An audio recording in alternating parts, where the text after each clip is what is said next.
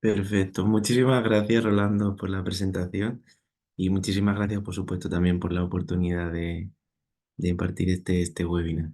Y también quiero aprovechar para felicitar por el vídeo que acabas de poner, muy bonito y muy representativo. Y en este caso, para personas como yo, soy completamente desconocido en este tema, en los en los camellos del Nuevo Mundo.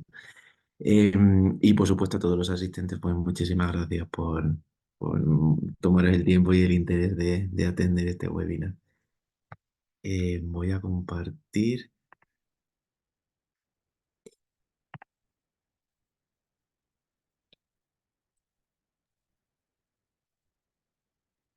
¿vale? ¿Se ve Se en ve, pantalla completa? ahí se ve bien. Olvidé mencionar, Carlos, sí, lo que significa Convián, si ojalá también nos pueda también comentar un poquito sobre eso. Que no... Vale, perfecto. Eh, bueno, me presento un poco brevemente. Como ya ha dicho bien Rolando, soy médico veterinario y tras el recién egresado hice dos maestrías, una en investigación tanto básica como aplicada en ciencia animal y después una maestría en intervenciones asistidas con animales. Cuando hablamos de intervenciones asistidas, me estoy refiriendo a actividades con un enfoque o un objetivo terapéutico, bien con un enfoque también educativo y también, por supuesto, de ocio. Después de esto, bueno, y un poco entre tanto, en la segunda maestría comencé el doctorado en veterinaria, concretamente en el área de genética animal, sobre todo en genética cuantitativa, es decir, en fenotipo.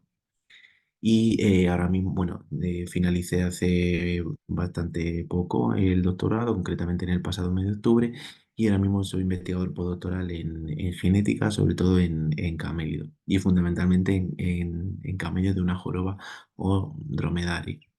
Y aparte de esto, soy también el director veterinario de la Federación Mundial de Carreras de Camellos, que tiene su base en Turquía y en Irán, y soy miembro activo de la red Convian y dentro además de la red Convian del Foro Ganadero.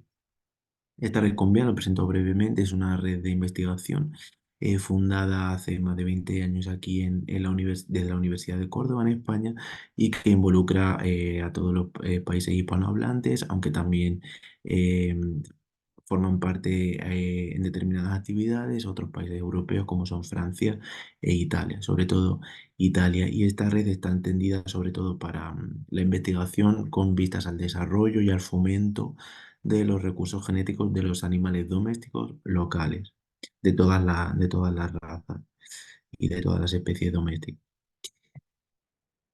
Bueno, centrándonos un poco en el tema del webinar, siempre me gusta empezar aportando una visión bastante panorámica y bastante general de cuál ha sido la evolución de los camélidos. El origen de los camélidos está en América del Norte hace aproximadamente unos 45 millones de años. A partir de ahí, bueno, casi 30 millones de años después, alrededor de hace 17 millones de años, se produce, según los estudios más recientes, se produce la divergencia entre dos tribus diferentes, que es lo que se conoce en términos taxonómicos como la tribu Camelini, que incluiría a los camellos que tienen joroba, que serían tres especies, y por otro lado la tribu Lamini, que incluiría a los camellidos del Nuevo Mundo, como ya sabéis, vosotros estáis más familiarizados con ellos que yo, serían llamas, alpacas, guanacos y vicuñas. Ahora bien, a partir de este origen en América del Norte, en las estepas de América del Norte, la tribu Camelini, a través del estrecho de Bering, migró hacia Asia.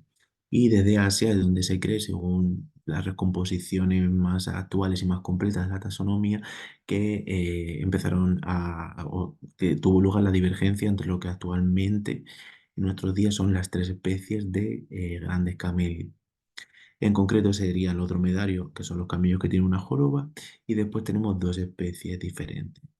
Y ambas dos tienen, como podéis ver, dos jorobas. ¿Cuál es la diferencia entre ellas? Que una es doméstica, que sería el camello bastriano, y otra de ellas, que es lo que se cree que es como una reminiscencia del camello bastriano, es el camello salvaje. Por tanto, dentro de los grandes camélidos o camélidos del viejo mundo tenemos tres especies, solamente dos de ellas domésticas.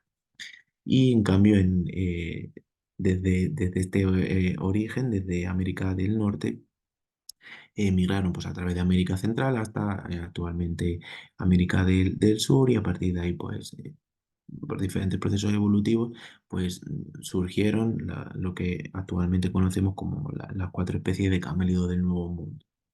O en ciertos casos también se les puede conocer, aunque no es muy frecuente, como pequeños camélidos, ¿vale? Serían llamas alpacas, guanacos y vicuñas. Un poco aquí, si veis en el margen derecho, están representadas algunos de los géneros que están involucrados dentro de lo que es el árbol filogenético de los camélidos.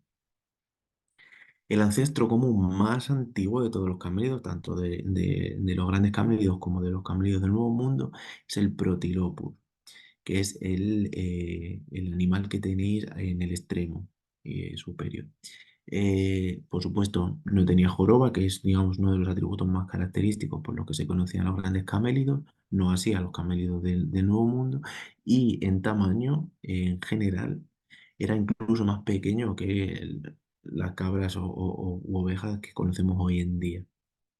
Y ahora, desde este ancestro común hasta los actuales géneros de hoy en día, se conocen más o menos hasta el momento hasta 20 géneros diferentes, es decir, de toda la reconstrucción del árbol filogenético. Baja tu volumen. Perdón. No, hay un micrófono abierto, me disculpa, Carlos. Ah, vale, vale. Dentro del árbol filogenético de los camélidos se cree que más o menos se estima que ha habido hasta 20 géneros diferentes y la mayor parte de ellos, por supuesto, están extintos. Ahora bien, un estudio muy reciente, bueno, muy reciente, hace 10 años, pero considerando todo lo que es el proceso evolutivo, es relativamente reciente, supuso un cambio bastante significativo en el entendimiento de la historia evolutiva de los grandes camélidos. ¿Por qué? Porque se descubrieron fósiles de géneros muy próximos al Protilopus y que habían habitado en el Ártico. Y ahora entonces estos animales ya empezaban a demostrar las primeras, digamos, indicios o vestigios de lo que actualmente es la joroba, los grandes camélidos. Luego, por tanto, a partir de este estudio, las principales hipótesis derivadas afirman que la joroba podría haberse desarrollado como un mecanismo adaptativo a entornos fríos, al contrario de lo que en términos generales solemos pensar que es asociar la joroba a ambientes desérticos cálidos. Eh, disculpa. Aquí en el margen izquierdo tenéis algunas de las representaciones que actualmente se aceptan como potencialmente válidas eh, de los principales géneros, sobre todo los más recientes que han dado lugar a lo que actualmente son las tres especies de camélidos. Como he dicho antes, dos de ellas domésticas y tan solo una de ellas sigue siendo una especie salvaje. Ahora bien, como podéis observar, más o menos los árboles son muy similares, simplemente varían las distancias filogenéticas entre los diferentes escalones, pero el aspecto más importante a destacar, o por el que yo lo pongo aquí, me gusta resaltar, es que en todos ellos el género Paracamelus es con gran probabilidad el ancestro común más directo de nuestros actuales grandes camélidos. Como podéis observar, más o menos se estima que pesaba alrededor de 1 tonelada y una altura a la cruz de incluso hasta 3 metros. Y como podéis ver, ya en este género existía la joroba. Ahora bien, centrándonos ya en los géneros actuales de grandes camélidos, dentro de las dos de las especies domésticas, los primeros que se domesticaron, hablando en una perspectiva temporal, fueron los camellos de dos jorobas o el camello bactriano. Según los registros arqueológicos, según registros fósiles, estos animales fueron domesticados en Asia Central entre finales del cuarto milenio y principios del tercer milenio antes de Cristo o antes de la era común. Por el contrario, los dromedarios o camellos de una joroba se domesticaron en la península arábiga. Aquí hay diferentes hipótesis, algunas afirman que probablemente fue en el sur, otros afirman que fue más hacia el este, pero al final coinciden en que es en la península arábiga y por otro lado suelen encontrarse algunos estudios que también afirman o bueno, que podrían un poco entrar en conflicto con estas hipótesis porque también se han encontrado hallazgos que podrían ser indicativos o estar relacionados con las primeras domesticaciones de estos animales en Irán. Y en este caso, la domesticación, en cualquier caso, siempre se concuerda que está entre finales del segundo milenio y principios del primer milenio antes de Cristo. Ahora bien, desde sus respectivos lugares originales de domesticación, como he dicho, en el caso del camello bastral en Asia Central y en el caso del dromedario en la península arábiga, estos animales empezaron a introducirse de manera progresiva en otras regiones geográficas. Sobre todo en África, entraron a través de Egipto, acompañando diferentes incursiones comerciales desde la península arábiga y poco a poco se fueron extendiendo a lo largo de todo el norte del continente africano, que es lo que actualmente conocemos como el desierto del Sáhara. Y en el caso de los camellos de dos jorobas, se extendieron a parte de Asia Central, sobre todo por China y en Mongolia. Y actualmente, en concreto en Mongolia, sobre todo en el desierto del Gobi, es donde además actualmente se encuentra el mayor reducto poblacional de la única especie salvaje. Ahora, ¿para qué se introducían estos animales o cuál era el objetivo funcional de estos animales? Fundamentalmente siempre ha sido para actividades de carga, actividades de tracción o de monta, es decir, de transporte fundamentalmente, y poco a poco estos animales fueron tomando un rol relevante en la producción de alimentos, sobre todo a nivel tradicional, es decir, en economías caseras, sobre todo para producción de leche y también de carne y por supuesto en menor medida de fibra y de cuero. Y ahora en otros continentes, como es el caso, por ejemplo, de Europa, estos animales se han utilizado fundamentalmente desde su introducción como animales de trabajo y es cierto que también en las últimas décadas están utilizándose de manera emergente, pero a un ritmo bastante acelerado para la producción de leche. En el caso, por ejemplo, de Europa, en el caso de España tenemos la única raza de camello en todo el continente europeo con la desgracia de que está declarada en peligro de extinción. Así que bueno, tenemos bastante trabajo por delante para mejorar este estatus de conservación y conservar esta raza no solo como un icono sociocultural de Islas Canarias y de España, sino como un recurso genético de una naturaleza única en todo un continente. Desde el punto de vista productivo, se considera que estas especies son poco prolíficas. ¿Por qué? Pese a que son animales relativamente bastante longevos, un promedio entre 20 y 30 años, aunque bueno, yo particularmente, por ejemplo, conozco animales que han llegado a vivir de manera natural hasta 35 y 40 años, pero se consideran técnicamente poco prolíficas porque la hembra tan solo produce de entre 6 a 8 crías a lo largo de su vida. ¿Por qué? Porque el intervalo generacional, o lo que es lo mismo, la edad media de los progenitores cuando nace su descendencia, es relativamente largo, por supuesto, digo relativamente largo en comparación con el resto de especies convencionales, no como pueden ser las vacas o pequeños rumiantes. En el caso de este intervalo generacional, en el caso de las hembras está entre 7 y 8 años, es decir, la media de edad de las hembras cuando tienen su primera cría, es decir, cuando hay la primera reproducción exitosa es 7 o 8 años y en el caso de los machos es menor, 5 o 6 años. Ahora, por supuesto, esto se va a traducir en una baja productividad numérica, pero esto hay que interpretarlo desde el punto de vista adaptativo y histórico, evolutivo de estos animales. ¿Por qué? Porque esta prolificidad baja se asocia con la capacidad de adaptación que estos animales han desarrollado a ambientes desérticos, es decir, ambientes con condiciones ambientales extremas en las que los recursos escasean. Es decir, esta baja prolificidad es se podría considerar un carácter adaptativo, ¿no? Para ahorrar recursos de tipo energético. Estos animales, como el resto de especies ganaderas, se pueden encontrar en regímenes de tipo extensivo, más o menos extensivo, es decir, totalmente extensivo o semi-extensivo, e incluso bueno, en producciones de tipo más nómado, tipo más tradicional, que es lo que se conoce como el pastoralismo, que son tribus, sobre todo de índole familiar y con un régimen nómada, es decir, bastante dependientes de los recursos ambientales disponibles. Y por supuesto, aunque en menor medida, los camellos se pueden, los grandes camellos, perdón, se pueden encontrar en sistemas intensivos. Sobre todo esto se está encontrando en Europa y en el caso de países árabes no está, digamos, muy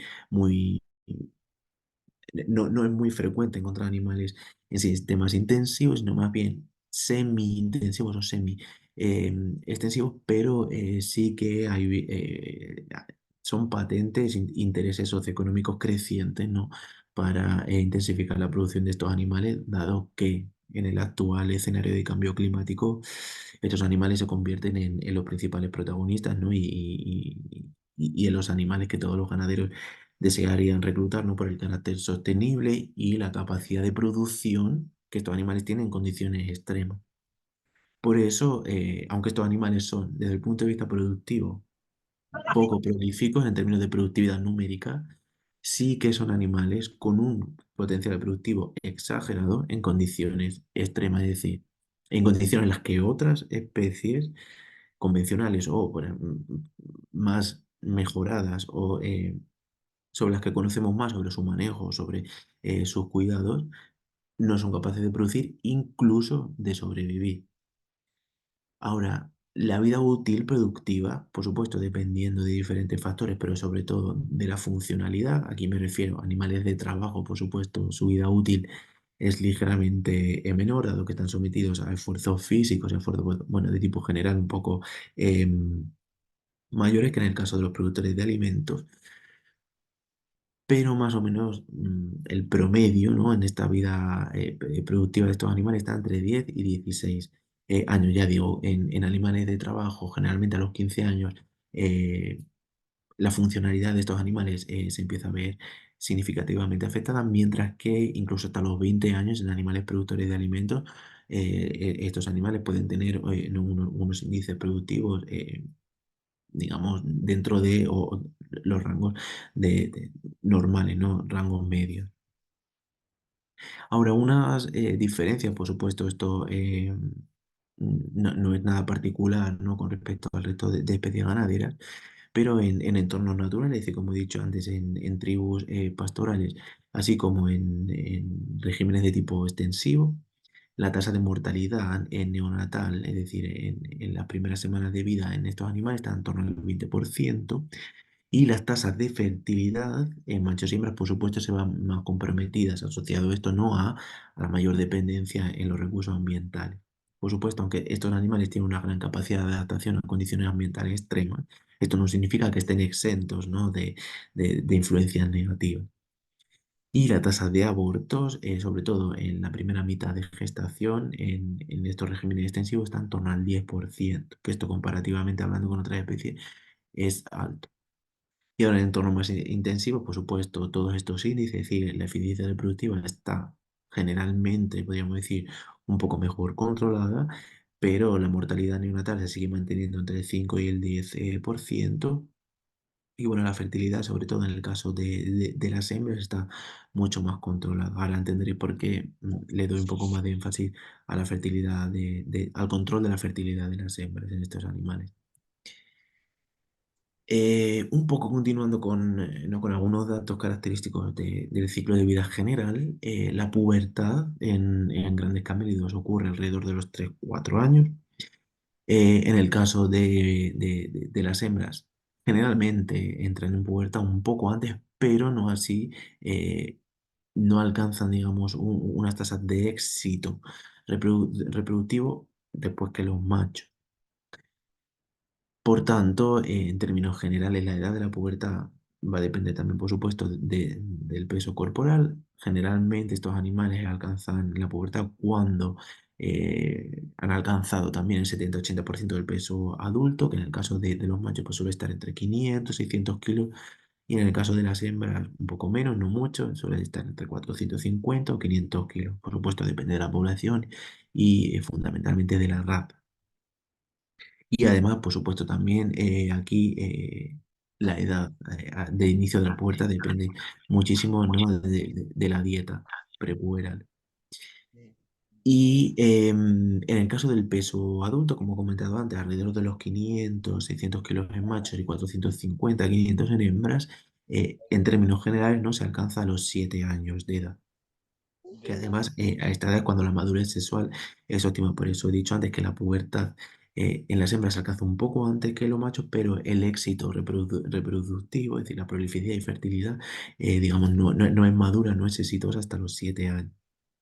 Aunque en el caso de los machos, incluso a los 5 años, si todo está bien controlado y la dieta prepuberal está controlada, es eficiente y es balanceada, la fertilidad de los machos se puede, digamos, adelantar a la de las hembras. En el caso de la gestación, en estos animales tiene una duración de 13 meses, aproximadamente 380-390 días, y bueno, en camellos bactrianos puede llegar incluso a extenderse hasta los 410 días, simplemente no por mecanismos de adaptación. ¿Por qué? Porque los camellos bactrianos viven en ambientes desérticos, pero en desiertos fríos.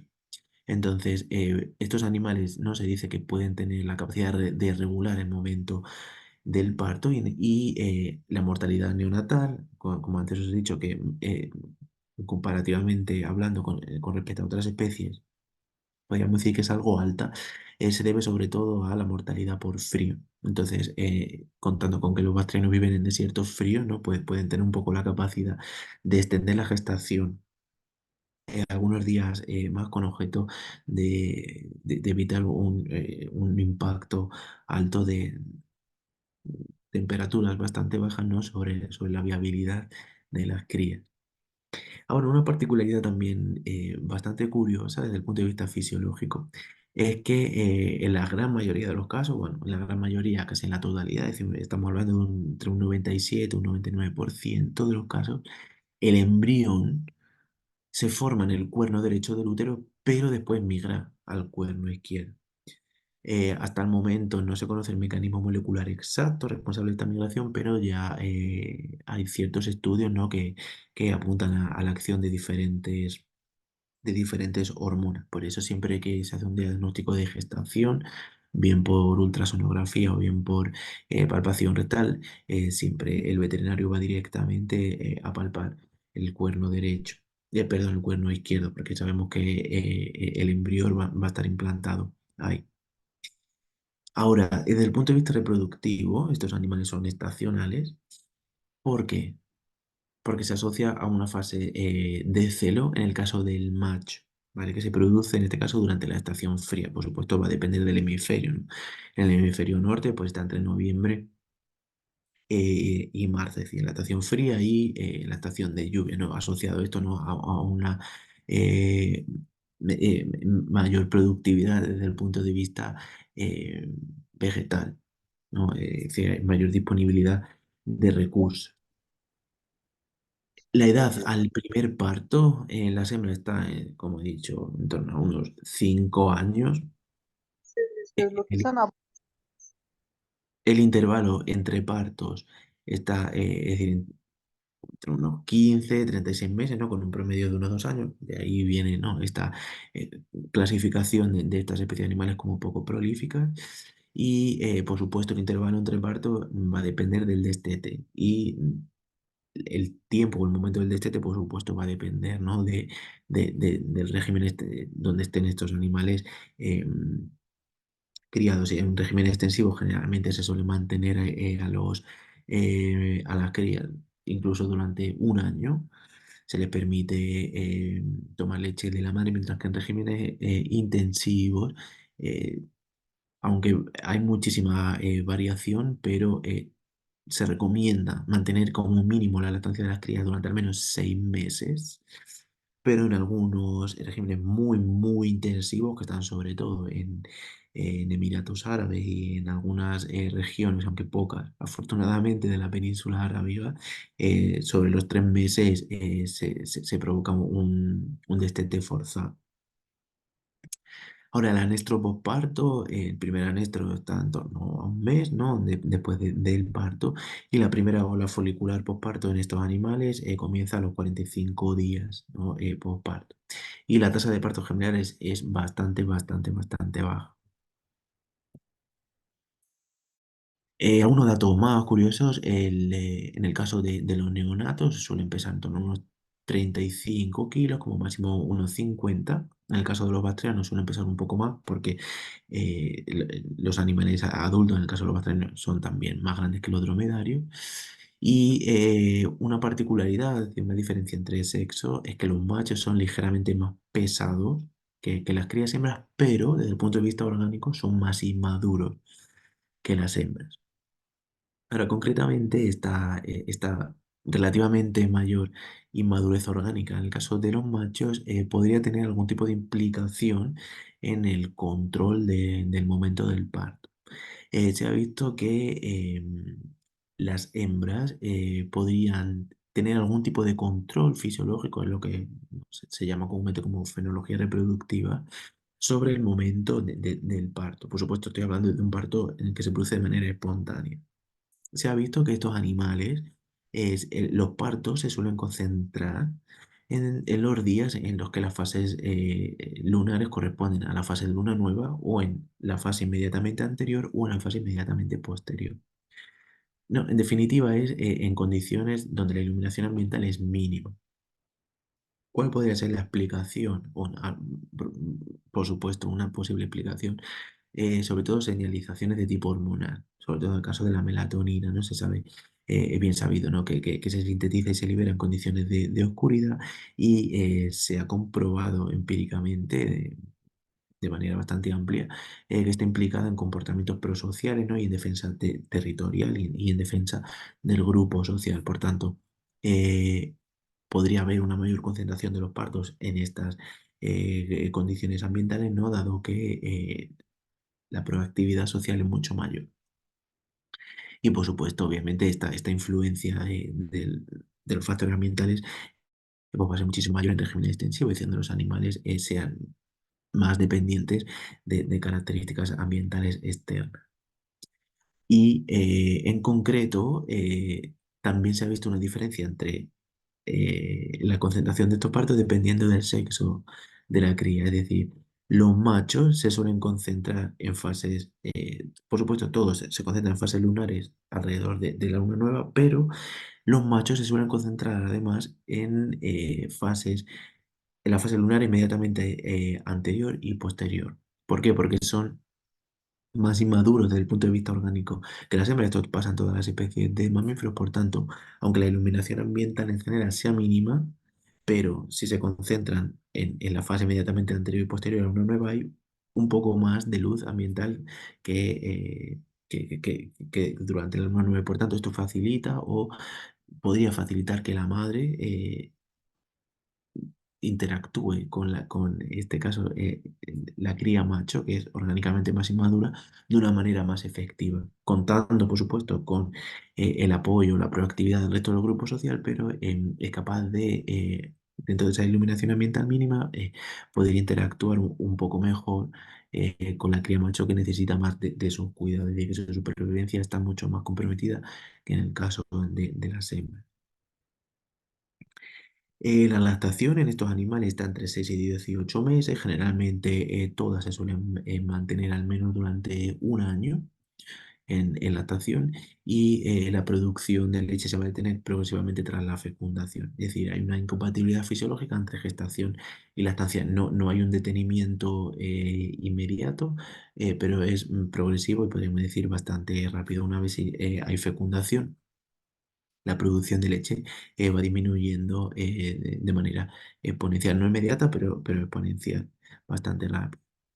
Y un dato muy curioso, sobre todo de cara al manejo de estos animales, es que la castración de los machos después de los 2 años de edad Y una vez que estos animales ya han sido iniciados en los protocolos de sensibilización o de domesticación, es una buena técnica, se ha comprobado empíricamente que es una buena técnica para controlar el comportamiento.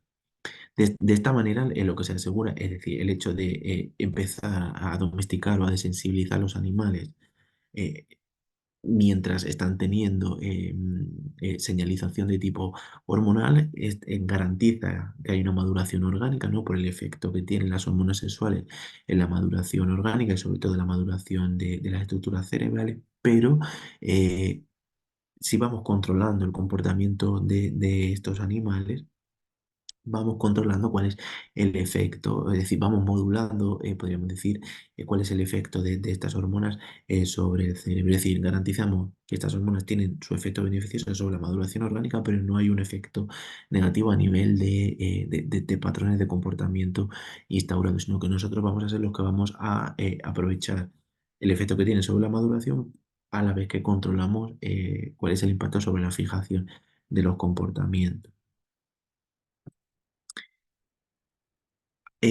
Algunas particularidades también de la reproducción de estos animales que cabe destacar es, bueno, como ya he comentado antes, el celo de los machos ocurre durante, digamos, la época fría, asociado esto a la mayor abundancia de alimentos.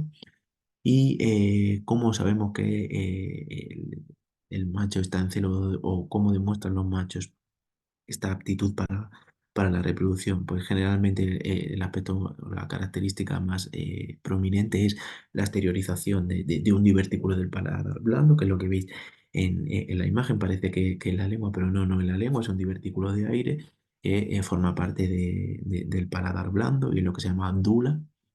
Y aparte de esta exteriorización, hay un borboteo bastante sonoro y hay, por supuesto, secreción de saliva. Otro aspecto muy característico, que es lo que veis en la imagen justo del extremo izquierdo, veis dos prominencias, que en este caso son dos glándulas, se llaman las glándulas de Paul, y secretan una secreción sebácea durante la época de celo. Y después, no en todos los casos, pero generalmente también la exteriorización de este divertículo del paladar blando va acompañado de un rechinamiento de dientes y un aspecto muy característico es la agresividad de los animales. De hecho, no se recomienda mantener a dos machos no castrados conviviendo en el mismo corral, es decir, que haya posibilidad de un contacto directo entre ellos, porque hay testimonios, bastante, hay numerosos testimonios de que puede haber luchas que acaban en la muerte de al menos uno de ellos, si no es del ordo. Y también otra de las características o señales que nos indican que el macho tiene aptitud para la reproducción es el automarcaje con orina, es decir, las extremidades posteriores acaban manchadas de orina. Y bueno, por supuesto, también como en otras especies de ungulados suelen perder apetito, es decir, están tan dedicados a las funciones reproductivas que suelen perder apetito y adelgazar incluso hasta el 35% de su peso. Generalmente esto lo vemos observando simplemente la joroba. Y la edad de máxima fertilidad en el caso de los machos está entre los 6 y los 12. Bueno, un aspecto muy importante que no he comentado antes, que la joroba, o sea, siempre me gusta comentar esto porque es algo que comúnmente puede conducir a error, pero la joroba no es una reserva de agua, sino es una reserva de grasa. Y por supuesto, esta grasa por hidrólisis puede convertirse en agua, pero desde el punto de vista orgánico, digamos, de composición, es grasa. Por eso, la ventaja que tienen estos animales, o sea, la ventaja para nosotros como veterinarios, zootenistas o responsables del manejo de estos animales, a partir de las pruebas podemos determinar cuál es el estado nutritivo, cuál es el estado de reservas generales de estos animales. Con respecto a la reproducción de las hembras, o si os acordáis, antes he dicho que es muy importante controlar la reproducción en estos animales es porque son de ovulación inducida, como ocurre, por ejemplo, también en gatos. No obstante, durante la época del celo del macho, las hembras, desde el punto de vista etológico, muestran algunos síntomas síntomas de receptividad, como generalmente es mediante orina frecuente. Y ante la aproximación del macho, se dice que bueno, comúnmente la presión D presenta los cuartos traseros, es decir, muestra una receptividad a la cópula, y también hay movimientos cortos y muy rápidos de la cola. Ya digo, ante la aproximación del macho, que a su vez esté exhibiendo estos signos de celo o de actitud para la reproducción. Y por supuesto, una ausencia de apareamiento. El ciclo estral se va a limitar a una sucesión de ondas foliculares que tiene una periodicidad más o menos entre 3 y 4 semanas, generalmente un mes. Y ahora un aspecto muy particular de estos animales, ya que es la única especie de ungulados con esta característica, es que la cópula se produce en estación, como veis en la imagen. Y un aspecto también muy importante a destacar desde el punto de vista de las técnicas de reproducción asistida, sobre todo estoy hablando de la extracción de semen, es que la eyaculación, el macho, puede durar hasta 25 minutos dependiendo de la época de apareamiento, es decir, tanto al inicio como al final de la época de reproducción, la duración es más extensa y, por supuesto, desde la edad de semental, es decir, en animales más jóvenes o en animales de generalmente más de 12 15 años, generalmente la cópula, perdón, sí, la cópula y la eyaculación suele durar más y generalmente no suele ser exitosa, es decir, necesitan una asistencia reproductiva severa e incluso así con asistencia reproductiva, por supuesto, en animales jóvenes y en animales adultos relativamente senescentes, pues la fertilidad eh, se ve bastante comprometida, no como ocurriría en el resto de especies. Con respecto a los cuidados del recién nacido, es decir, bueno, seguimos con la reproducción, sí que es cierto que comparativamente hablando con respecto a otras especies ganaderas, la prevalencia de distocia en camellas es bastante baja, bueno, más o menos el límite máximo se establece en un 5%, pero deberá ser bastante baja, afortunadamente. Y la principal causa de mortalidad en neonatos es, como ya he comentado antes, el frío, ¿no? Esto está asociado a la época de reproducción, es decir, la época de celo en macho es la época fría, contando con que la gestación dura 13 meses, es decir, un año más o menos, los partos se van a iniciar en épocas que siguen siendo relativamente frías. Ahora un poco, por supuesto, aparte de unos cuidados básicos o atención básica de estos animales, se recomienda el uso de mantas adaptadas a la anatomía del camello o siempre que se disponga de estos recursos, que sobre todo en regímenes de tipo intensivo, pues lámparas de calor. El 80% de las muertes se va a producir los primeros 6 de vida, es decir, cuando la madurez de estos animales es mucho menor y por tanto estos animales, su viabilidad está más comprometida.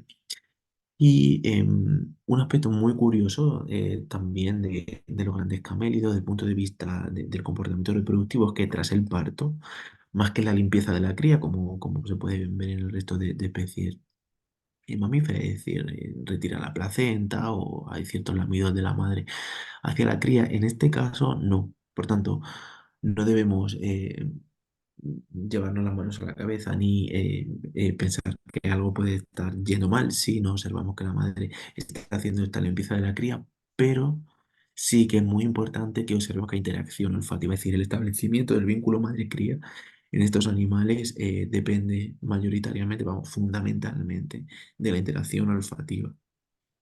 Y esta interacción olfativa, por supuesto, facilita, ¿no?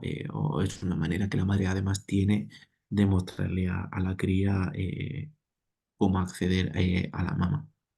Aunque sí bien es cierto, y esto se ha observado sobre todo en razas o en poblaciones que han pasado de manera, podríamos considerar un poco rápida, de regímenes extensivos a regímenes intensivos, se ha observado una tasa de rechazo de las madres a las crías bastante grave. Cuando digo bastante grave es que conozco bastantes casos en los que ninguna de las madres ha aceptado las crías, es decir, se requiere una lactancia artificial y la tasa de viabilidad de estos animales es bastante baja. Ahora, en general, se recomiendan tres medidas básicas, ¿no? Para proteger al recién nacido en cuanto a infecciones y deficiencias minerales se refiere. En primer lugar, sobre todo, lo más común es la vacunación de las madres o el tratamiento, ¿no? Al final de la gestación, en el último mes, contra Clostridium perfringens, tétanos y, bueno, rinotraqueitis infecciosa bovina y diarrea vírica bovina, aunque, bueno, esto dependerá, por supuesto, de los índices de prevalencia e incidencia en cada región geográfica. Y muy importante, sobre todo, incluso más que la vacuna, es la administración intramuscular o en bolos de selenio, ¿no? Para prevenir deficiencias de tipo muscular. Y dado el crecimiento, ¿no? O el interés socioeconómico por la cría de estos animales, ¿no? Hay algunas industrias farmacéuticas que han desarrollado un boost, es decir, un favorecedor, ¿no? de la función inmune específicamente para camellos, ¿no? Que ya incorpora complejos vitamínicos minerales y es bastante fácil y bastante sencillo de aplicar. Otra de las medidas es la desinfección del cordón umbilical, en este caso con yodo, y por supuestísimo asegurar la ingesta del calostro, sobre todo en las primeras 24 horas de vida, fundamental. El diagnóstico de gestación en estos animales, aunque existen, o bueno, lo más común, los métodos más comunes podríamos decir que son cinco, sí que es cierto que dentro de estos cinco, por supuestísimo, el que tiene mayores tasas de éxito de diagnóstico es uno, que sería la ecografía rectal, que en este caso en grandes cámaras se puede realizar con gran fiabilidad a partir del día 18, pues se recomienda sobre todo a partir del día 24 o 25, ¿no? Para mayores tasas de fiabilidad.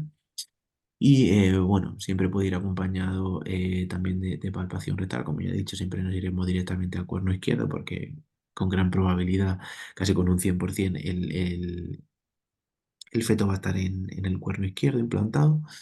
Y se recomienda que esta palpación rectal, no así la ecografía, porque generalmente donde hacemos ecografía suelen ser en clínicas y en hospitales donde tienen potros de contención, pero para la palpación rectal, que generalmente se hace cuando la ecografía rectal no es disponible, y esto ocurre pues sobre todo en condiciones de campo, no se recomienda, sobre todo por motivos de seguridad laboral, hacer esta palpación rectal con el animal en estación, como veis en la fotografía. Y después otro método alternativo, bueno, que a veces puede tener mucha fiabilidad, pero no es el más recomendable o no sería el de elección, es medir el nivel de progesterona en sangre, ¿no? En caso de animales de hembras preñadas, el nivel de testosterona pues, va a estar por encima de 2 nanogramos por mililitro.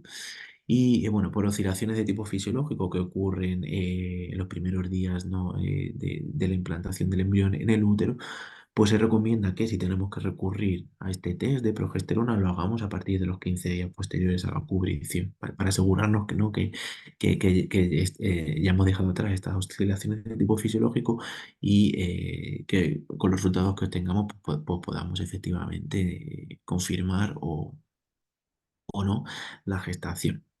Luego, un método un poco análogo, pero que no es del todo muy recomendable en camellos porque no está muy validado, no está bastante estandarizado, es la progesterona en leche. ¿Por qué no está tan estandarizado? Porque, como he dicho antes, si recordáis, en estos casos, pues, por supuesto, la reproducción suele ocurrir después del secado, es decir, no hay compatibilidad entre lactación y reproducción. Como ya he dicho, hay una caída exponencial en la producción de leche cuando ya hay una fecundación. Pero bueno, en algunos casos, ya digo, no es el método de elección, pero bueno, si no hay otro y hay que recurrir a él. En general, ya digo, en general, se tomaría como una referencia un valor de unos 5 nanogramos por mililitro, ¿no? Para confirmar la gestación. Y luego, por supuesto, me lo dejo para lo último porque al fin y al cabo es un método tradicional que, por supuesto, se ha utilizado siempre y se sigue utilizando y se seguirá utilizando, ¿no? Porque estos animales al final la mayor parte del censo mundial se cría en sistemas tradicionales aún, donde por supuesto pues no hay incluso acceso a servicios veterinarios básicos. Eh, ¿Qué método utilizan, ¿no? Para este diagnóstico de gestación en caso de que lo utilicen? Porque hay tribus pastorales, tribus nómadas que directamente no hacen este diagnóstico de gestación. Pero bueno, se hacen, utilizan un signo comportamental, que en este caso es el levantamiento de la cola. ¿No? Se dice que es un comportamiento un poco temprano que muestra la hembra justo después de la fecundación, aproximadamente 2 semanas después del inicio de la gestación. ¿Y en qué consiste? Básicamente, pues, si la hembra está preñada, está gestante, cuando se acerca un macho, la hembra levantará la cola y la mantendrá rígida, es decir, paralela al suelo, y en camellos de una joroba, bueno, hay casos que hay estudios que han llegado un poco a desmentir la fiabilidad de esto y más aún en camellos bastrenos porque este signo no suele ser muy marcado, ¿no? Por eso es como señalo, hay que cuidado con los falsos positivos también, ¿no? Porque en este caso, hembras inquietas o hembras nerviosas, ¿no? Al final, los movimientos de la cola es una señal de comunicación interespecífica. Entonces, siempre que dispongamos de alguno de los otros cuatro métodos, fundamentalmente ultrasonido o con palpación rectal, por supuesto, son los de elección. La cola levantada, yo digo, no es para, lo vamos a ver en tribus o en regímenes pastorales sobre todo. Un poco más andando en la lactación, otro de los aspectos fundamentales en grandes camélidos es que para la bajada de la leche es fundamental, es primordial la presencia de la cría, es decir, el estímulo que ejerce la cría para la activación del reflejo de bajada de la leche. Por eso, en regímenes sobre todo más intensivos, en los que hay que están dedicados a la producción de leche, eh, digamos, el principal hándicap o el principal problema o la principal tarea que requiere más tiempo es la domesticación de estos animales para que entren a una sala de ordeño y que no sea necesaria la presencia de la cría para que pueda producirse el propio ordeño en sí.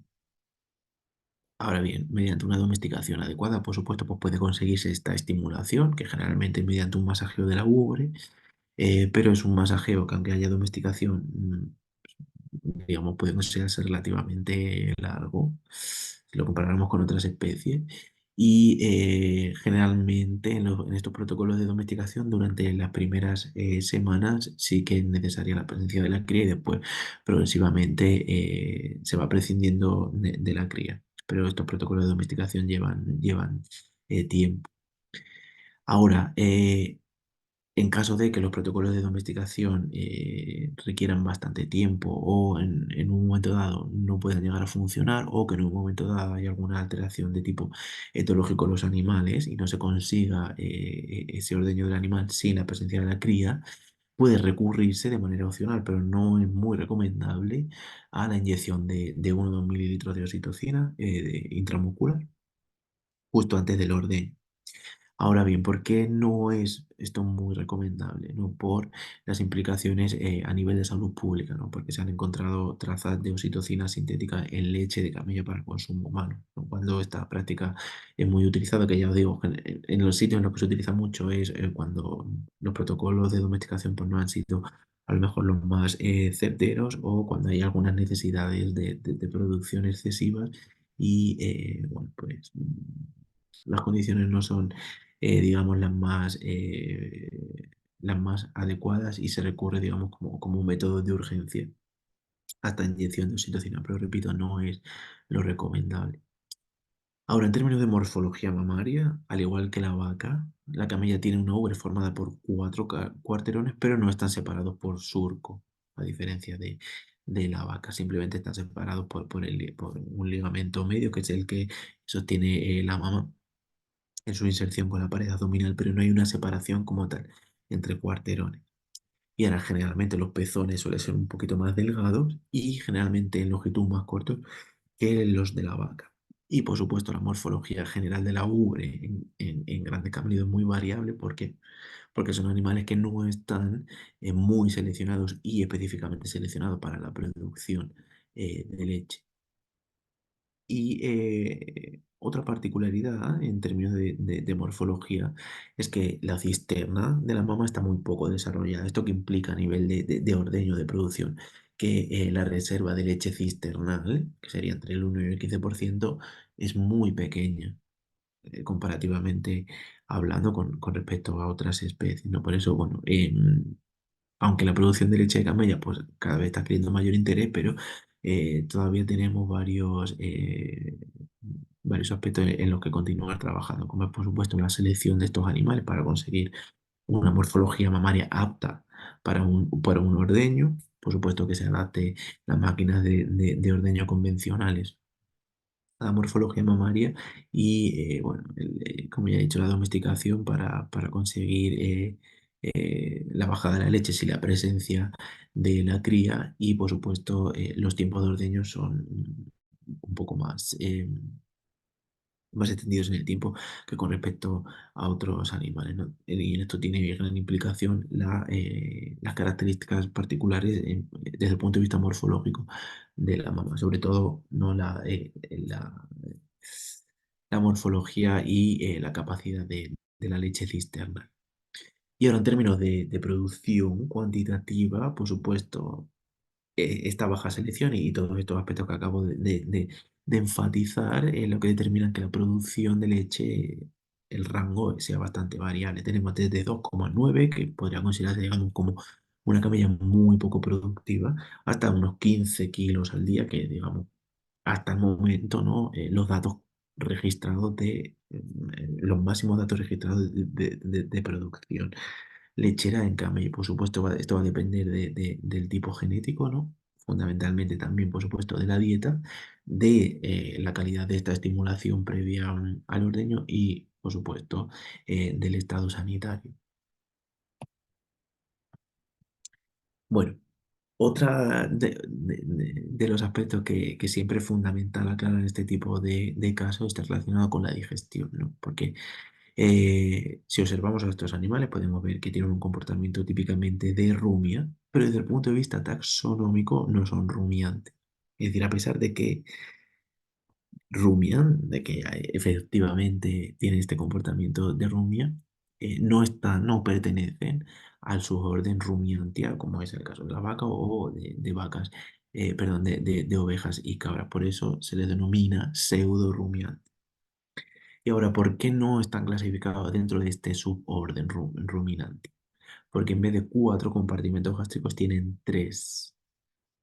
El C1 o compartimento uno, que sería el equivalente al rumen, que como podéis ver en la imagen, digamos, en la mitad derecha del rumen tiene, digamos, como eh, unas hileras que parecen como pequeñas glandulitas o sacos, que es lo que se denomina sacos glandulares o sacos acuíferos, que la función es absorber agua, ¿no? Para retener este líquido que le va a permitir al animal disponer de estas reservas de agua cuando las condiciones ambientales en desiertos pues no permitan el acceso a agua. Es decir, es una reserva de agua eh, a nivel de estómago, que todo lo que va a permitir, por supuesto, pues la correcta digestión, ¿no? Pues cuando los animales no tengan un acceso a agua natural en condiciones de sequía.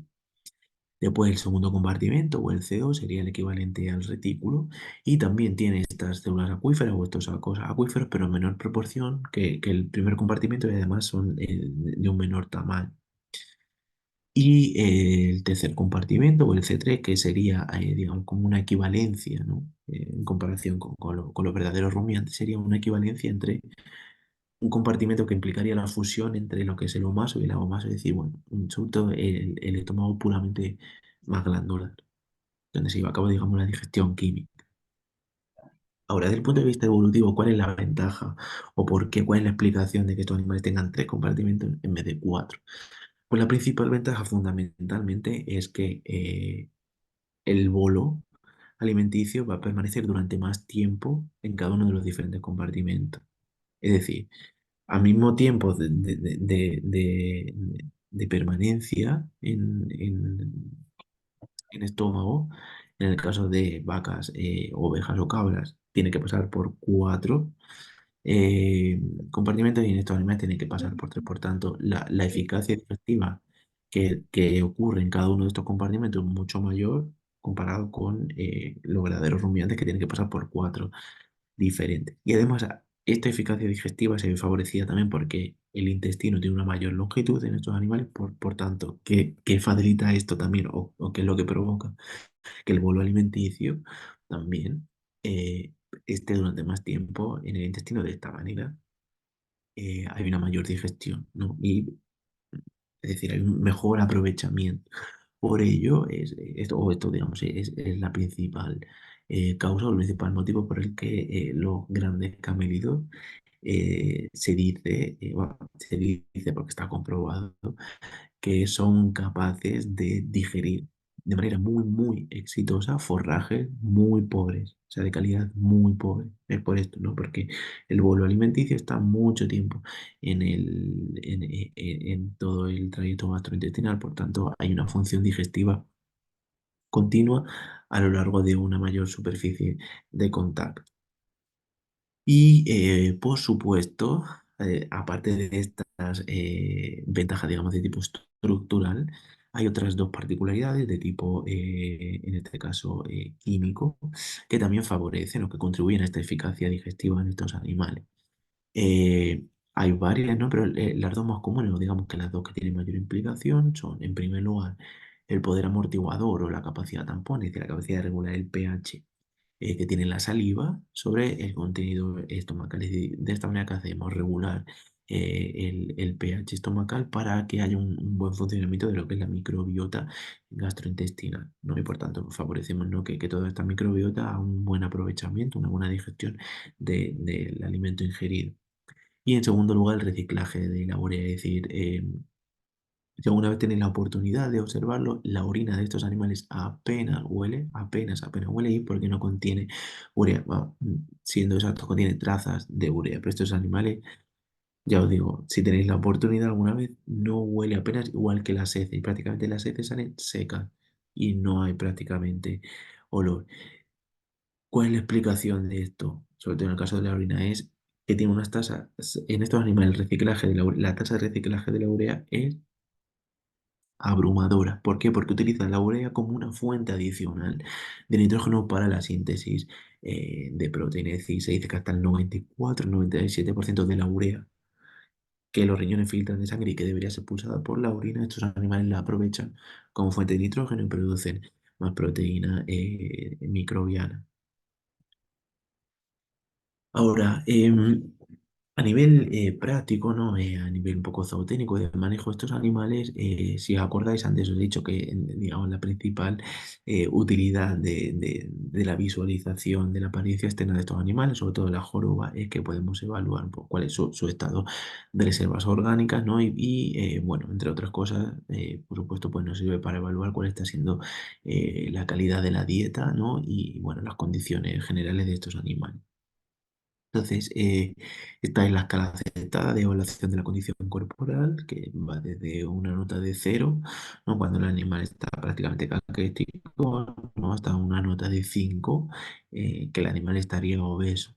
Como veis, en las puntuaciones 4 y 5, prácticamente lo que es la base de la joroba ocupa lo que es toda la línea dorsal, ¿no? Cuando vemos a un animal que en estas condiciones, este animal está obeso. Y por supuesto, si lo vemos tanto desde una vista frontal como desde una vista posterior, la joroba estará abultada por ambos lados. Y esto, por supuesto, eso nos está indicando que existe un problema de obesidad, que esto, en el caso de estos animales, le predispone más al estrés por calor, sino que además esto tiene interacciones o implicaciones significativas, ¿no? En el mantenimiento del equilibrio de estos animales. Por tanto, no siempre, bueno, como en todas las escalas de evaluación de condición corporal, pues la nota óptima o el estado óptimo sería generalmente la nota intermedia, en este caso el 3, ¿no? Que como veis, pues prácticamente se notan, digamos, los accidentes óseos y en el caso de la joroba, pues ocupa más o menos,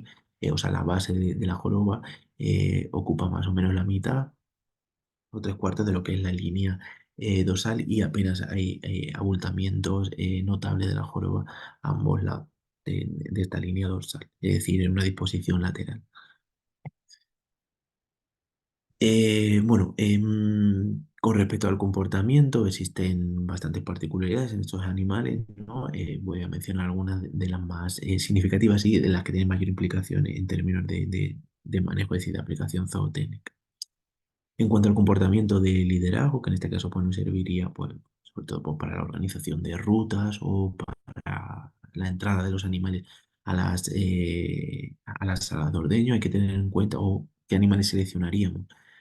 Generalmente los animales más jóvenes suelen ser los que lideren estas actividades, ¿no? Porque en general pues tienen más necesidades generales de exploración y por supuesto los animales castrados porque son más proactivos y como no están enfocados en la función reproductiva, pues son, eh, disculpad, los animales castrados son más proactivos y además pues eh, eh, son más dóciles, ¿no? En términos de manejo. Y también el peso corporal se ha visto que tiene una influencia significativa en la probabilidad de liderar estos movimientos grupales, ¿no? Por tanto, se hipotetiza, ¿no? que esto podría ser una señal de comunicación intraespecífica, es decir, que el vigor corporal sea algo que los animales utilizan, ¿no? para considerar a un individuo líder o no. Ahora, por supuesto, hay que distinguir líder de dominante, aunque generalmente los dominantes suelen ser líderes y viceversa, no siempre existe esta correlación directa. Y ahora, muy importante también, generalmente, sobre todo estos animales están en el norte de África y aquí en España también los tenemos. Si ves, son animales que tienen un gran número o una gran extensión de zonas de pigmenta, es decir, zonas de pelo y piel blanca y sobre todo los ojos azules. Esto no está empíricamente comprobado en grandes camellos, pero sí en otras especies animales y incluso en llamas y en alpacas, que esta despigmentación del iris está asociada a defectos visuales y auditivos de tipo congénito. Y por tanto, estos animales generalmente no suelen tener no una actitud de liderazgo. Y desde el punto de vista reactivo, son animales mucho más reactivos, es decir, los protocolos de domesticación tienen que ser adaptados específicamente para estos animales. Eh, Con respecto a la proactividad o reactividad, generalmente lo más recomendable, por supuesto, siempre es combinar refuerzo negativo y refuerzo positivo, pero es preferible refuerzo negativo en estos casos. ¿Por qué? Porque son animales, aunque son domésticos y son generalmente dóciles, pero son animales de una grande dimensión. Es decir, que un movimiento brusco, aunque no sea con una intención negativa, eh, tiene impacto sobre la seguridad de las personas o de los animales que estén al lado bastante severo, ya digo, aunque no haya una intención negativa clara. Por tanto, es mejor utilizar refuerzo negativo porque de esta manera le hacemos saber al animal cuáles son las reacciones que debe evitar. Y por supuesto, dado que son animales sociales, el entrenamiento o la domesticación o como queramos llamar de sensibilización, es preferible siempre hacerla en grupo, ¿no? Porque la presencia de congéneres y el hecho de que los animales se sientan en grupo favorece esta proactividad. Y por supuesto, como he dicho antes, la despigmentación del iris hay que tenerla en cuenta de cara a adaptar estos protocolos. Y bueno, recientemente hemos hecho también un estudio, hemos estudiado con técnicas análogas al ser humano y a otras especies de animales, sobre todo mamíferos y aves. Hemos calculado el cociente intelectual de estos animales y hemos visto que fundamentalmente los rasgos cognitivos que mayormente condicionan esta inteligencia cognitiva en los animales son la concentración, es decir, son animales que se concentran bastante, son animales dóciles, son animales que dependen del grupo, es decir, esto está reflejando su carácter social y son animales que tienen una facilidad de manejo, es decir, de atender a, a las instrucciones de la persona encargada del protocolo de domesticación, pues consistente, ¿no? Y por supuesto, todos estos procesos cognitivos están interrelacionados entre sí por la memoria a largo plazo. Es decir, estos animales tienen una memoria a largo plazo severa. Severa muy notable, muy significativa. Es decir, los protocolos de domesticación tienen que estar muy bien adaptados y estos animales van a recordar, sobre todo, por supuesto, eventos negativos durante toda la vida. Concretamente, los machos, generalmente, esto se explica ¿no? por su comportamiento reproductivo, son menos dependientes del grupo social, excepto, por supuesto, los machos castrados, puesto que no existe, digamos, ya una vinculación a la función reproductiva. Por tanto, se ven involucrados en otro tipo de comportamientos, pero no lo de tipo reproductivo, que son los que conducen a agresividad y a dependencia, ¿no? Vamos, dependencia del grupo social, en este caso estamos hablando de establecimiento de una estructura o de una jerarquía social. Por supuesto, cuanto menor sea el tamaño del grupo social, pues va a haber menor dependencia, es decir, la jerarquía social es menos compleja. Y los animales pues se van a concentrar más, van a ser más dóciles y va a ser más fácil manejarlo. Y, por supuesto, si involucramos a estos animales de manera activa en protocolos de entrenamiento, siempre, como he dicho antes, en grupo, vamos a favorecer la proactividad y la efectividad de estos protocolos de domesticación, jugando, por supuesto, ¿no? con lo que sabemos del efecto de la memoria en estos animales. Y bueno, hablando ya un poco de cuáles son las funcionalidades, ¿no? Los destinos productivos de estos animales, pues desde el punto de vista de la producción de alimentos, lo más llamativo, digamos, lo más prevalente es la producción de leche. Existe diversidad de productos fabricados a partir de leche de camella, pues sobre todo, bueno, diferentes tipos de leche, pasteurizada, UHT, incluso leche en polvo. También lactosuero, yogur, kefir, mantequilla, bueno, productos cosméticos, y, bueno, helados, caramelos y el queso. El problema con el queso es la coagulación, es decir, tiene muy poca cantidad de lactosa. La leche de camella, por tanto, la coagulación, o sea, en términos de rendimiento quesero, es bastante bajo. Entonces, están trabajando, todos los grupos de investigación que se dedican a ello, están trabajando en el desarrollo, ¿no? de un protocolo enzimático correcto, ¿no? Para conseguir unos rendimientos caseros aprovechables. Ahora, ¿por qué está adquiriendo tanta relevancia la leche de camella a nivel mundial? Ya no digo a nivel de Península Arábiga o África, digo a nivel mundial. En cuanto a contenido proteico, graso, de vitaminas y minerales, es la más semejante a la leche humana, por tanto, es la que se utiliza o sería, digamos, la de elección en caso de lactancia artificial materna. Si tenemos que utilizar una leche que no sea la humana, la de elección sería la de camella, puesto que en composición es la más semejante. Después no contiene beta-caseína de tipo A1, que son las responsables en otras especies mamíferas de la intolerancia o alergia a la leche.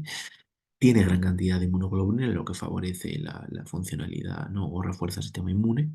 Luego, mayor cantidad de ácidos grasos de tipo monoinsaturado, sobre todo el ácido oleico es el que está en mayor cantidad. Por tanto, ¿no? es un producto que nos serviría también para regular los niveles de colesterol y por ende, ¿no? por la función cardiovascular.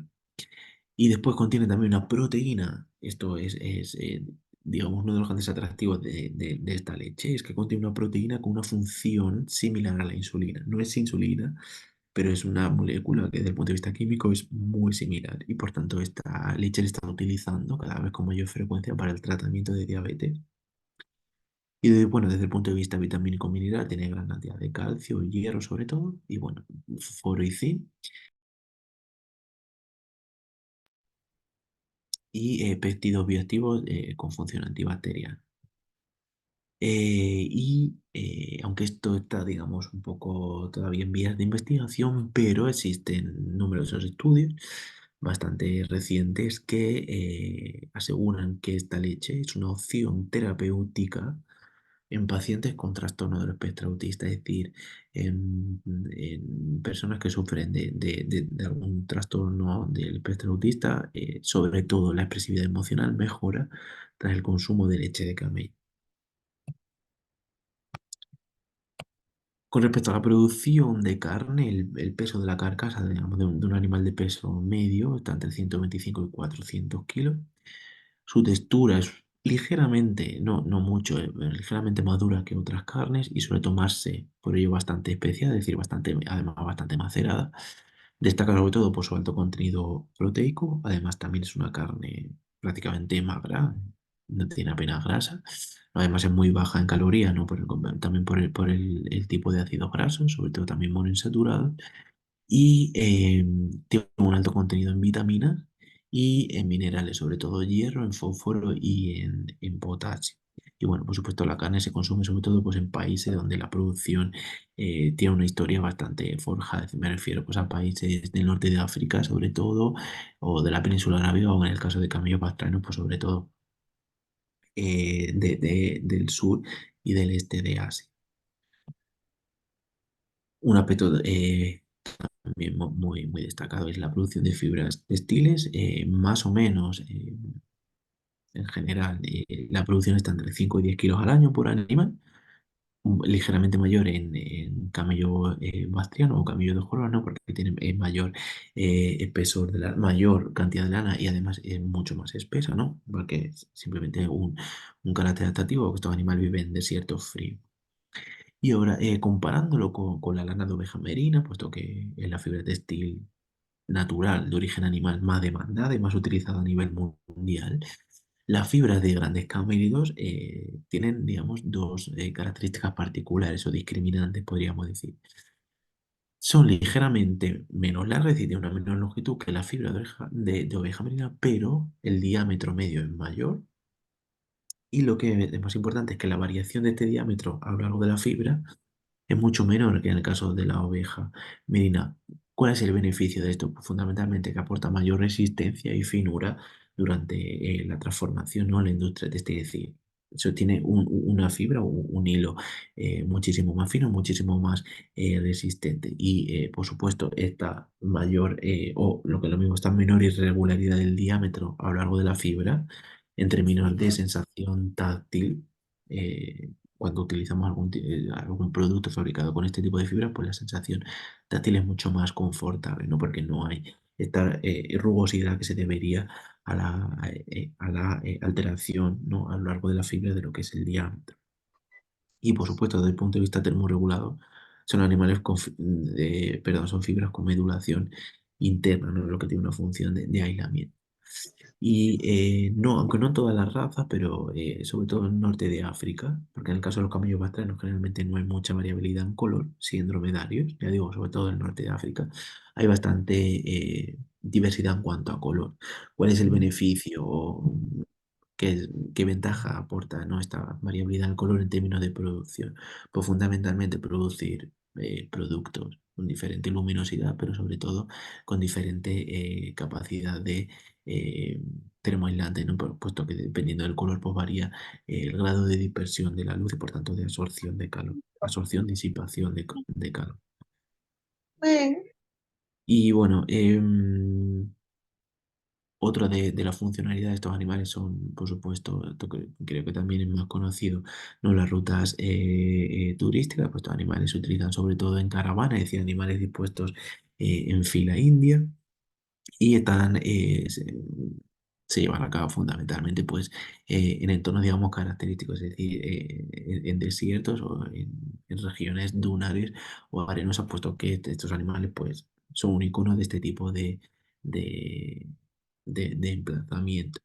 Y fundamentalmente el comportamiento del cambio durante la ruta es uno de los factores que más afecta la satisfacción general del cliente, sobre todo pues cuanto más indiferentes o más rechacen el contacto directo con la persona, pues generalmente la satisfacción va a ser mucho menor y también cuanto más curioso se muestra el animal por el entorno, pero no por la interacción, el cliente se va a sentir menos satisfecho. Y luego, por supuesto, en cuanto a diferencia entre machos y hembras, los machos castrados, por supuesto, suelen ser más cautelosos y más curiosos. Es decir, suelen ser más proactivos a la hora de interactuar con los humanos y cautelosos desde el punto de vista que controlan el tipo de reacciones que tienen durante esta interacción, mucho más que las hembras. Esto está asociado, por supuesto, también a comportamiento biológico, ¿no? Pues las hembras por instinto maternal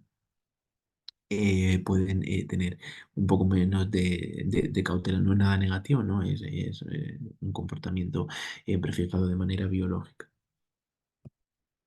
Y bueno, esto siempre me gusta hablar de ello porque no es una funcionalidad o digamos un nicho funcional muy extendido, pero poco a poco está ganando mayor reputación. Esto sobre todo tengo bastante constancia de compañeros que lo están llevando a cabo en América del Norte, sobre todo, conozco la mayor parte de los casos.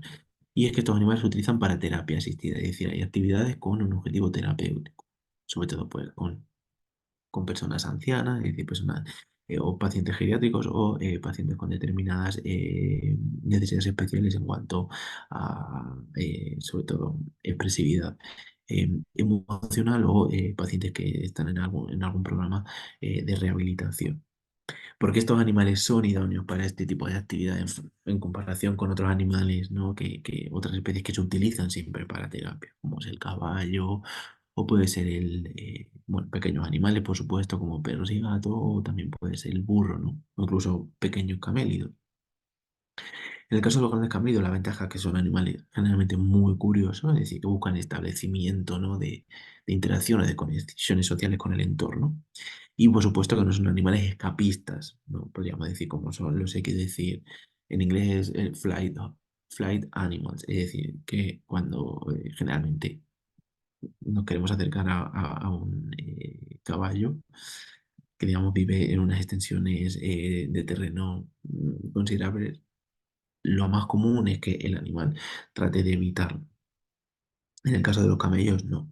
Por supuesto, a no ser que sientan alguna amenaza, pero generalmente no van a moverse, sino que van a buscar la interacción, ¿no? con el nuevo elemento. Y por supuesto, en general tienen un carácter bastante calmado, ya digo, si no hay amenazas evidentes en el entorno. Y por supuesto, siempre, ¿no? Para este tipo de actividades, las técnicas de refuerzo a utilizar, pues por supuesto, hacer la mejor combinación posible entre refuerzo positivo y refuerzo negativo. Mejor darle mayor preponderancia al refuerzo negativo, ¿no? Como he dicho antes, para enseñar al animal cuáles las reacciones que debe evitar.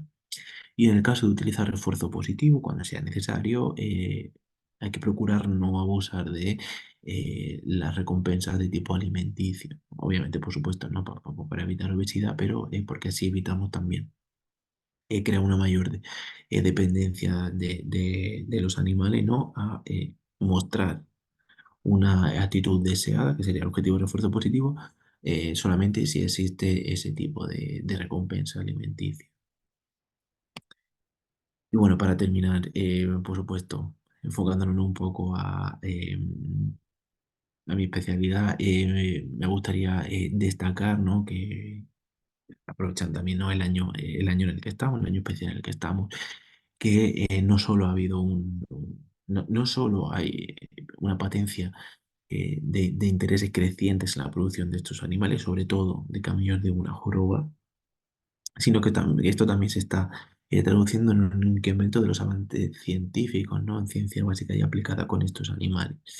Como podéis ver en las dos gráficas del margen derecho, en la gráfica del extremo superior, hay una representación de cómo han avanzado los censos de diferentes especies ganaderas. En el caso del camello, está representado en la línea roja. Y si ve, bueno, desde 1961 hasta 2018, que son los últimos datos que existen, y la gráfica del extremo inferior, podéis ver cuál ha sido el incremento de la producción científica en el mismo periodo de tiempo. Me refiero, por supuesto, a producción científica en materia de grandes cambios. Como veis, hay una equivalencia casi bien, podríamos decir, perfecta en la tendencia de crecimiento. Y en el mapa, ¿no? Veis con mapas de color, los países tienen un color más oscuro, pues son los que lideran este tipo de actividades científicas. Por supuesto, como cabría esperar, pues son los países de Península Arábiga y África, sobre todo. Pero como veis también en Australia, bueno, en Francia, también en Alemania y por supuesto también en Estados Unidos. Y bueno, sobre todo entrando un poco en detalle en cuáles son las disciplinas con mayor esfuerzo científico, son sobre todo anatomía, fisiología y patología en Cambridge. Sin embargo, no estamos en detrimento de las disciplinas de tipo puramente productivo, de tipo puramente zootécnico, como es el manejo de estos animales, nutrición sobre todo, ecología y por supuesto gestión genética, ¿no? Y puramente aspectos de tipo productivo. Pero bueno, aunque estamos en detrimento, ahí está habiendo un avance, es decir, que está habiendo un avance bastante severo, así que vamos, estamos en una buena línea y bueno, lo importante es que sigamos con este tipo de iniciativas y por supuesto que aprovechemos el año en el que estamos para fomentar un poco más, no solo concienciación sobre este tipo de animales, sino, por supuesto, involucrar a todas las instituciones públicas y privadas interesadas en investigación y en fomento, ¿no? Pues para que también contribuyan a este crecimiento sostenible. Y bueno, muchísimas gracias una vez más a Rolando y a todos los que os habéis tomado el tiempo y el interés de asistir. Muchísimas gracias, de verdad. Aquí tenéis mi correo para cualquier duda en cualquier momento. Me podéis preguntar lo que queráis y bueno, estoy disponible eh, para cuanto sea necesario y cuanto podamos hacer juntos. Pues estoy encantado. Estoy para vosotros. Muchas gracias, Carlos. No sé si A ti, podemos dejar de compartir pantalla para, sí, aunque Carlos, bueno, agradecerte toda la charla que nos diste. Creo que abordaste temas muy importantes de la anatomía, desde la fisiología de estas especies. Vi muchas similitudes con respecto a lo que son los camélidos, los pequeños camélidos, los camélidos americanos, mm, sí, pero también algunas diferencias sustantivas. Así que, pero yo antes de dar la palabra a los hermanos y hermanas que nos están acompañando, quería preguntarte sobre el tema cultural, que yo también sigo mucho lo que pasa en la península arábica. He visto que a veces pareciera que los camellos bactrianos dromedarios tienen también un espacio dentro de la cultura de estas naciones. muchísimas, sí. Eh, En el caso de, sobre todo, los países de la península arábiga, es una cuestión con un gran fundamento religioso. O sea, para ellos el camello, en su libro sagrado, el Corán, está reconocido como un animal sagrado. Entonces, para ellos, imagínate lo que puede significar.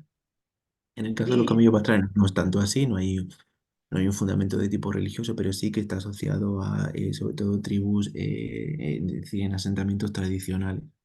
Y al final estas tribus o estos asentamientos o grupos familiares utilizan estos animales sobre todo para la producción de lana. Entonces al claro, final es un icono cultural y sobre todo para transporte, siempre han sido animales de carga. Mm.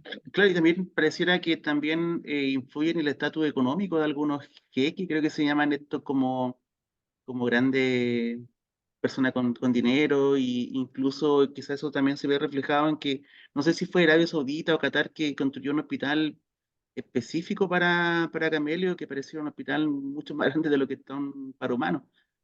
No sé si, En Arabia Saudí ahora mismo está el hospital, es el hospital, tiene récord Guinness de hospital veterinario más grande del mundo y es solo para camellos, solo.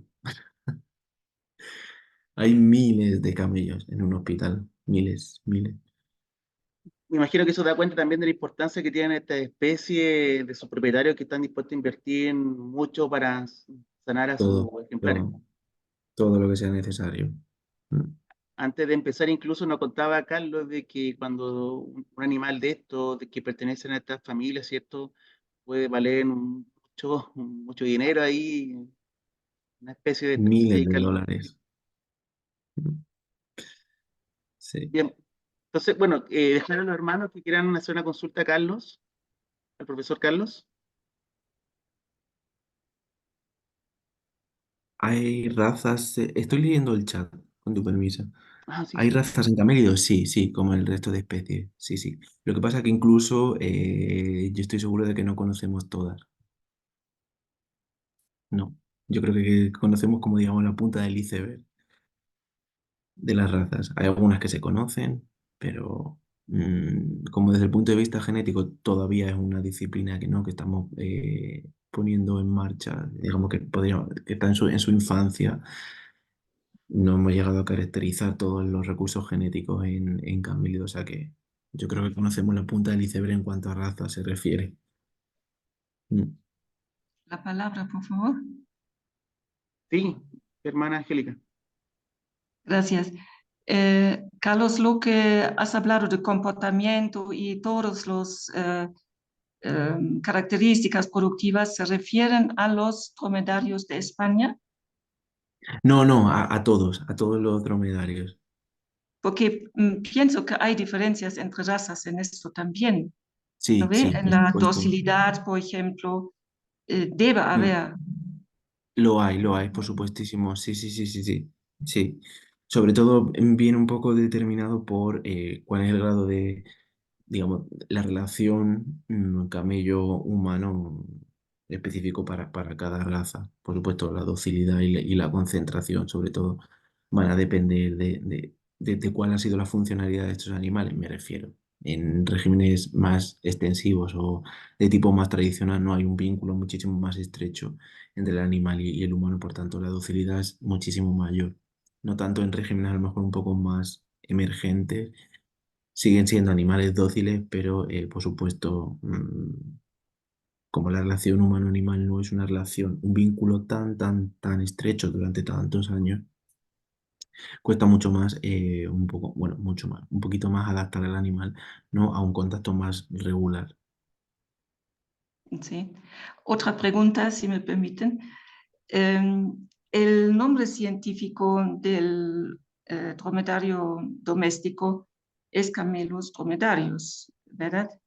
Sí, Y del dromedario es Camelus dromedarius, del camello sí, bactriano es Camelus bactrianus y del camello salvaje es Camelus ferus. y en el caso de dromedarios asilvestrados, por ejemplo en Australia, eh, ¿existe un nombre científico aparte? No, porque en el caso particular de Australia son dromedarios, que bueno, que en su momento fueron introducidos en granjas, o bueno, digamos, en recintos controlados y después, por diferentes motivos, fueron liberados, entonces son ferales, no salvajes, pero son dromedarios, o sea, es camelus dromedarios. Ya, gracias. A ti, Sí. Ya, Carlos, en el mapa que mencionaste al final, bueno, que mostraste al final, donde habían las investigaciones que se han realizado en los últimos años, mm, claro, llamaba la atención que países que naturalmente no son poseedores de estas especies han levantado o han tenido mucho interés por, sí, por, sí, no sé, sobre todo en el caso de Estados Unidos. Y en el caso de Europa, pues sobre todo Francia también. Al respecto, en Francia cabe mencionar que es el primer país, no, el segundo país en Europa que consigue autorización sanitaria para la venta de productos derivados de camélidos, concretamente leche. Digo el segundo porque ya existe en Holanda, en Países Bajos, una granja con una historia de alrededor de 20 años que producen y venden leche a nivel mundial. Mm. sí, Entonces ellos al final en producción de leche, al final como es un nicho emergente, pues en términos de investigación son fuertes. sí, me refería quizás porque hay un interés a veces, bueno, por los pequeños camelios, por los camelios sudamericanos, por países como China, de llevarse una gran cantidad de animales a ese país u otros países, porque como en un comienzo mostraste, son animales que son adaptados, son más resilientes al clima, a este Mm. clima mucho más hostil. Y respecto a eso, no sé si estos países que son poseedores naturales de esta especie tienen algún tipo de resguardo genético o están tomando algunos cuidados para que quizá evitar esta como... Sí, por supuesto, en los países en los que la cría siempre ha sido más tradicional, es decir, en los que existe una tradición más forjada, generalmente suelen tener, vamos, generalmente no siempre suelen tener mucho más compromiso con la investigación, siempre. Realmente son los que apoyan todo este tipo de iniciativas porque al final son los que mejor conocen a estos animales y por supuesto pues los que tienen acceso a los principales recursos. Mm.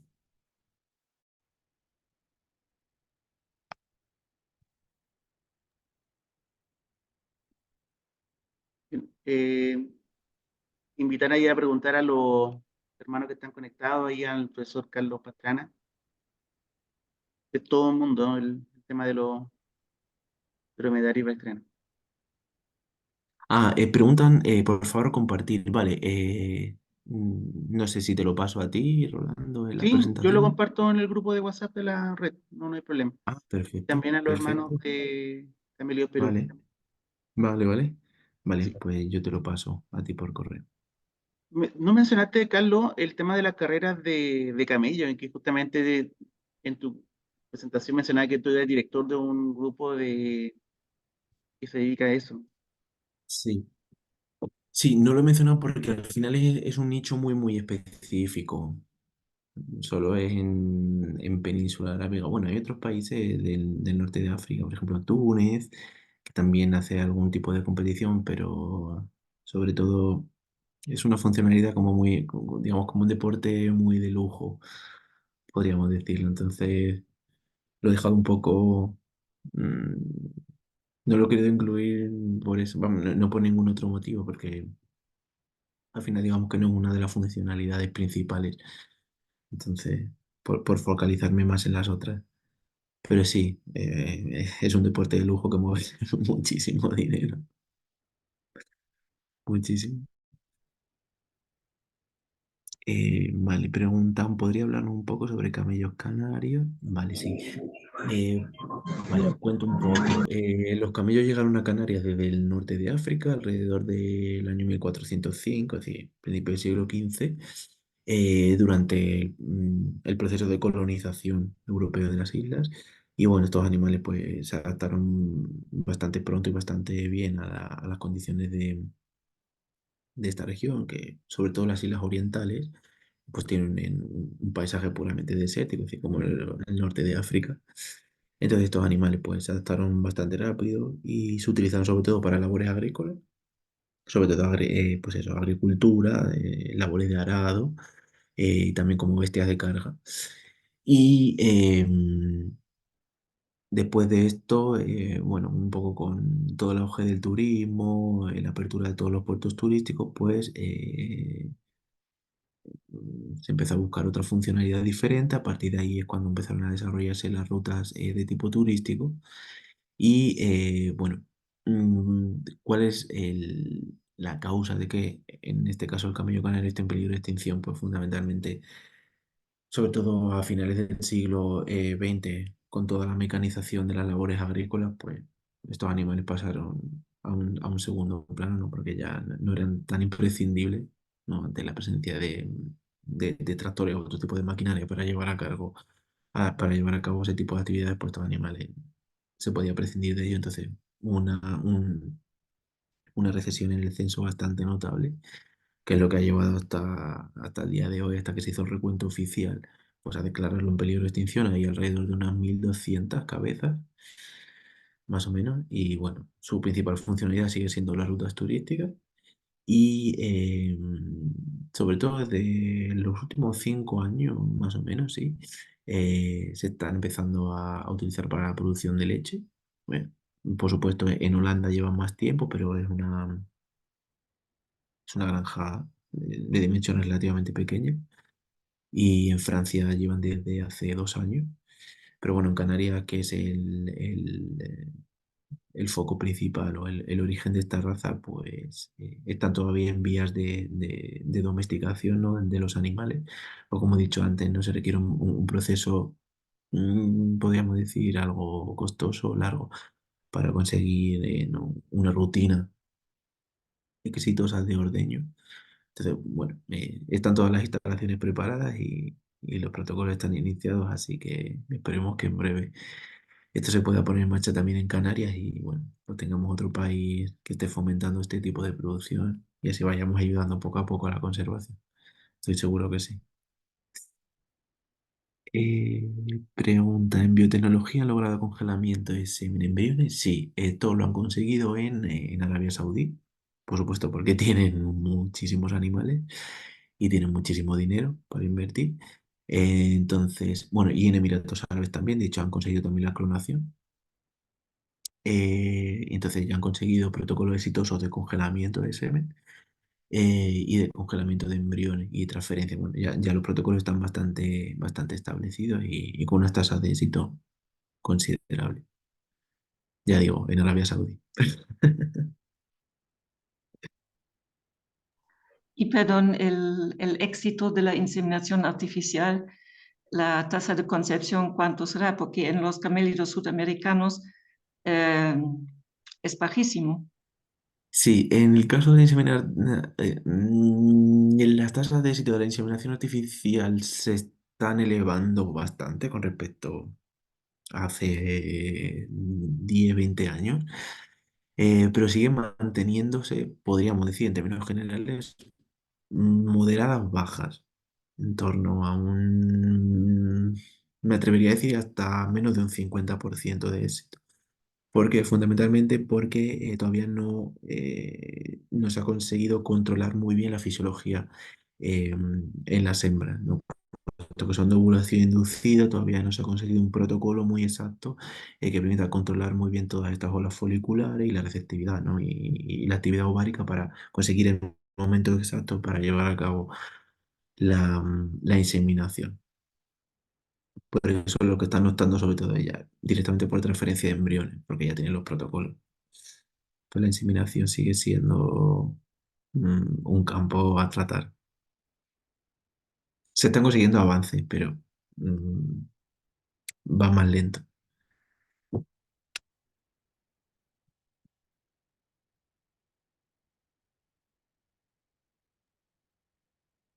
Gracias, profe. ¿Alguna otra pregunta que le quieran realizar al profe Carlos?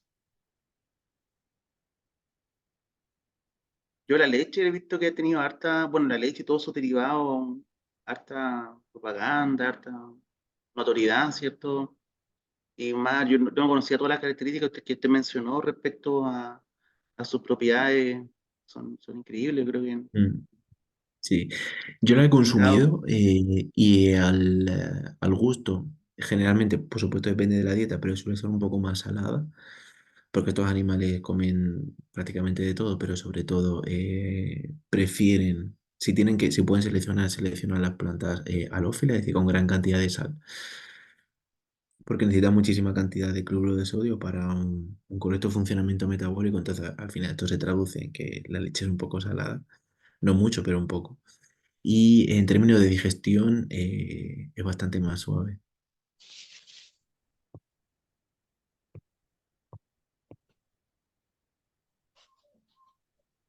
Vamos a tener que comprar leche de camella ahí para probarla, profe Carlos, en algún momento. Es cara, eso sí. Bien, no sé si algún hermano o hermana más le gustaría hacer alguna pregunta. Han sido casi 2 horas, profe, de charla, ha sido muy interesante. Dan ganas de conocer mucho más sobre este mundo de los camellos, del viejo mundo. Mm. Bueno, si no hay más preguntas, darle las gracias, profe Carlos, por este espacio. Creo que ha sido muy significativo para la internacional de los camellos, empezar a conocer también lo que pasa cruzando ahí el océano, pero hay muchas similitudes entre estas especies. De hecho, hay experiencias que se han podido cruzar de manera artificial, sí, y nacen crías. Sí, eh, hay experiencias. Bueno, yo los que conozco son de Emiratos Árabes. Se han cruzado, si no recuerdo mal, ha sido con llamas y dromedarios. Y no recuerdo bien, pero creo que, creo, no recuerdo bien, pero creo que la descendencia no es fértil. Creo. Y en el caso de grandes caméridos, se pueden cruzar, o sea, híbridos. ¿Y cómo distinguimos un híbrido? Generalmente suelen ser animales que tienen una joroba muy grande y, como digamos, en el extremo más dorsal de la joroba tienen una pequeña incisión. Pequeña, prácticamente a veces puede pasar desapercibido. Pero sobre todo en términos de comportamiento son animales un poco más complicados de manejar. Son grandes, o sea, en términos de resistencia física son muy buenos, pero en términos de comportamiento son un poco reactivos. Y en términos de reproducción, los híbridos generalmente no hay mucho estudio, pero los estudios que hay hasta el momento aseguran que son fértiles hasta la segunda generación. A partir de la segunda generación de híbridos, prácticamente la fertilidad es nula. Más antecedentes, profesor. Bueno, entonces, con esa última información que nos compartió el profesor, dale las gracias, ¿cierto? De parte de la red también y todo, de todos los hermanos que se conectaron y a escucharlo. Así que muchas gracias, profesor, y ojalá podamos tenerlo acá también, quizás en un evento acá que se van a ir generando por el Año Internacional de los Ojalá, Camellos. quiero, Bien. me gustaría. Así que muchas Ojalá. gracias. Muchísimas gracias a vosotros y nada, lo dicho, yo te paso a ti la presentación y tú lo difundes. Muchísimas gracias a todos.